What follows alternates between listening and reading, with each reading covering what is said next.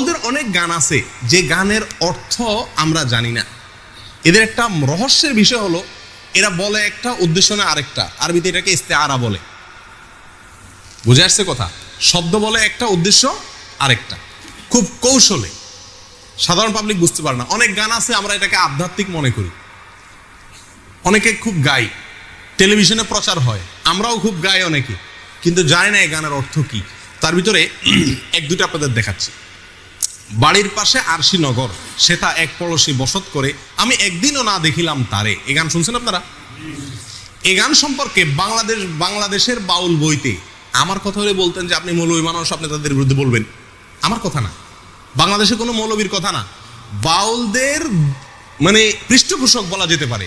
লালন একাডেমির পরিচালক ডক্টর চৌধুরী তার বাংলাদেশের বাউল বইতে বলতেছেন যে এই গানটাকে আমাদের দেশে মানুষ অনেক উচ্চ মার্গের আধ্যাত্মিক গান মনে করলেও এই গানে যা বলা আছে সেটা নিছক যৌনতার বিভিন্ন কথাকে ইশারা ইঙ্গিতে বোঝানো হয়েছে। কথা আমার না, কথা ডক্টর চৌধুরীর।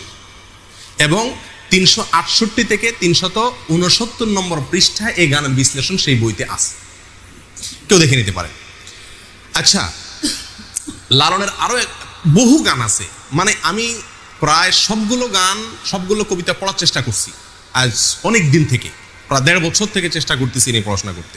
তো যতগুলো গান আমার চোখে পড়ছে, যতগুলো কবিতা চোখে পড়ছে, তার বেশিরভাগ কবিতার সার মর্ম হলো যৌনতা, কিভাবে যৌনতা করবে, কিভাবে সাধন করবে, এইগুলা পদ্ধতি বাস।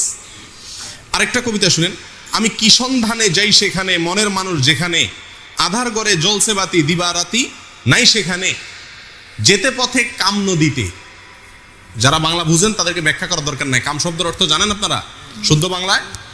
যেতে পথে কাম নদীতে, পাড়ি দিতে ত্রিবেণে, কত ধনের ধারা যাচ্ছে মারা, পৈড়ে নদীর তোর তুফানে, রসিক যারা চতুর তারাই নদীর ধারা চিনে, উজান্তরি যাচ্ছে বে তারাই স্বরূপ সাধন জানে। মনে হয় যে নদীর ঢেউটা বলা হচ্ছে, জি না।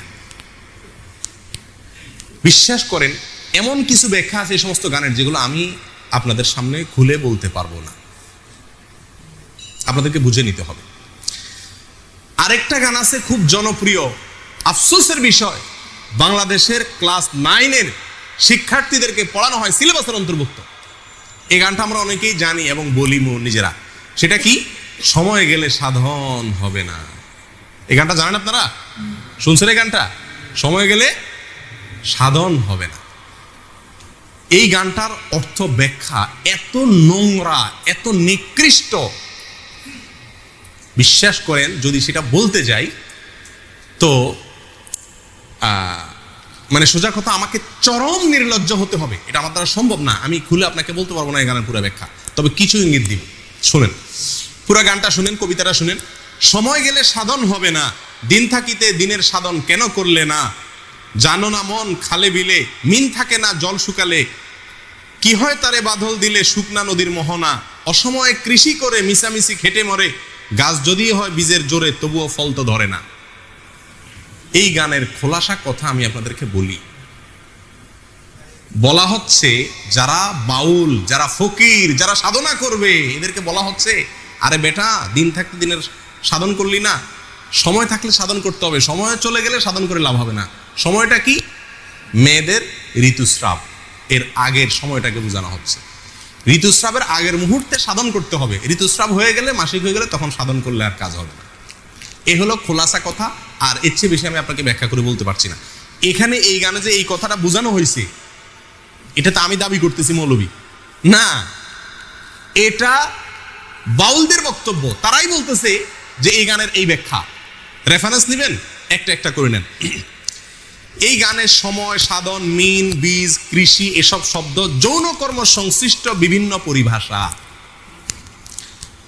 লালন গবেষক নেয়ামত আলী এবং বাংলাদেশের নেয়ামত আলী বলেছেন, এটা আমার বক্তব্য না, লালন গবেষক বলতেছেন যে এই শব্দগুলো দ্বারা বিভিন্ন যৌন কর্মের বিভিন্ন মুহূর্ত, বিভিন্ন সময়, বিভিন্ন পরিভাষাকে বোঝানো হয়েছে। আর বাংলাদেশের বাউল বইতে 357 নম্বর পৃষ্ঠায় এই একই কথা বলা হয়েছে যে এই গানটা অনেকে মনে করে আধ্যাত্মিক গান, সময় গেলে সাধন হবে না, মানে আল্লাহর যাওয়ার জন্য এবার বন্দি করতে বলতেছে না, এখানে সেক্স করতে বলতেছে, যৌনচার করতে বলা হচ্ছে। জেনা করতে বলা হচ্ছে এবং তার সময় বলা হচ্ছে কখন করতে হবে কখন করা যাবে না। আর এটাই খুব পরম, এটা ক্লাস 9 বাচ্চাদেরকে পড়ানো হয় আমাদের দেশে। এবং বাউল লালন পরিভাষা নামে একটা বই আছে, এই বইয়ের 80 নম্বর পৃষ্ঠায় এই গানের একই ব্যাখ্যা করা হয়েছে যে এটা পুরাটা যৌনতার কথা, কিন্তু আমরা সাধারণ মানুষ হয়তো জানিও না। আসেন সামনে।